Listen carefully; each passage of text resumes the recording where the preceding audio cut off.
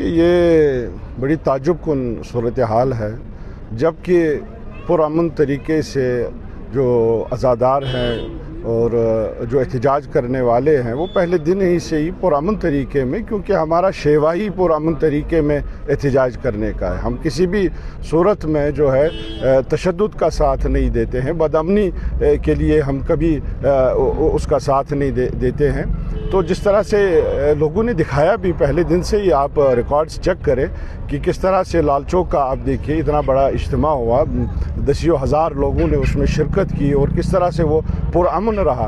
لیکن میں بڑا تعجب کے ساتھ دیکھتا ہوں اس چیز کو کہ کیوں خامخواہ جو ہے پرامن احتجاجیوں کے ساتھ اس طرح سے سلوک کیا جا رہا ہے، ان کو روکا جا رہا ہے۔ بلکہ یہ احتجاج کرنا ایک آئینی حق ہے، ایک جمہوری حق ہے۔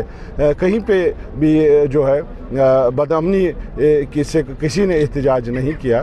اس میں ایڈمنسٹریشن کو بھی چاہیے ذمہ داری سے کام لے۔ ہم شہری ہیں اس ملک کے، ہماری بھی حقوق ہیں، ہمارے حقوق کا تحفظ کرنا بھی ان کی مذہبی ذمہ داری ہے۔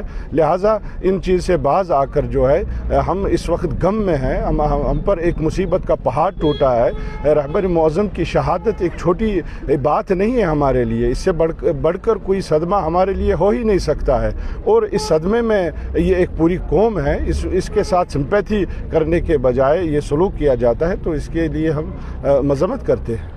آغا صاحب کل سے ایف آئی آر بھی لگائے گئے ہیں، سوشل میڈیا سے کنٹینٹ جو ہے وہ بھی ہٹایا جا رہا ہے۔ دیکھیے اگر یہ اس طرح سے کیا جا رہا ہے تو یہ سیدھی طرح اس سے ہم اندازہ لگا سکتے ہیں کہ اسرائیل جو ہے ایڈمنسٹریشن پر، یہاں کی حکومت پر مستقل طور دباؤ ڈال رہا ہے، ورنہ تو ان احتجاجوں میں جو ہے اپنے ملک کے خلاف کوئی بات نہیں ہے، تو کس وجہ سے ایف آئی آر لگایا جا رہا ہے؟ کیا اس ملک میں اب اپنے حقوق کے لیے، اپنی آئینی جو حقوق ہے ان کا استعمال کرنا بھی اب جرم بن گیا ہے؟ کیا اب اسرائیل جو ہے ایران میں تو بم برسا رہا ہے، یہاں اپنی اثر و رسوخ سے یہاں کی حکومت کو زیر اثر لا رہا ہے؟ اس سے تو یہی نتیجہ ہے۔ یہاں کی حکومت ایک خود مختار حکومت ہے، ان کو سمجھنا چاہیے یہ ہمارے شہری ہیں، اور حکومت کو چاہیے اپنے شہریوں کا ساتھ دینا، اسرائیل کا ساتھ نہ دینا۔